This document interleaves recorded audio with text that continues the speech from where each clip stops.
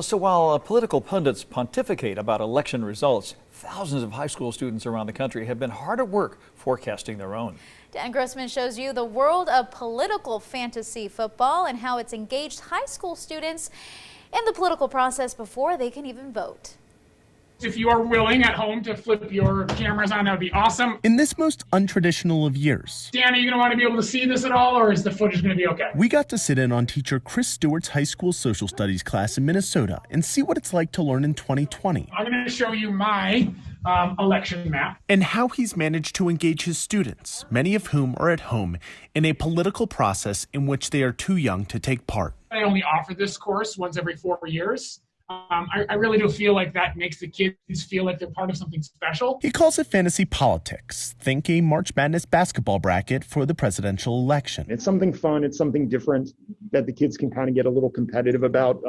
Friendly academic competition. One that government and economics teacher Gerald Huskin helped form from his classroom in Pennsylvania prior to the 2016 election. Right now, we're kind of looking at the different data from NBC, ABC, stuff like that.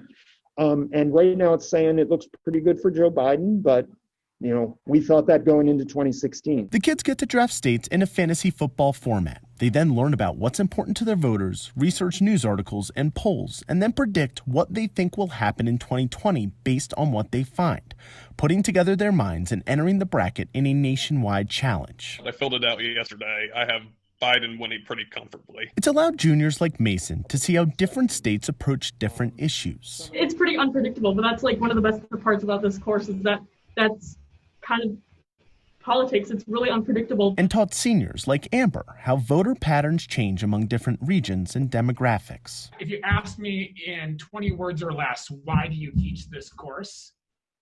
It's really because I feel like high school students, whether or not they're voters, look at our political system and our political institutions and they feel like they have no agency. In a day and age where everyone has an opinion, it's building the foundation for an intelligent one. I have both Ohio and Florida going Republican this year. I have both of them giving Trump some votes. While keeping it light enough to keep those opinions civil and the environment engaging.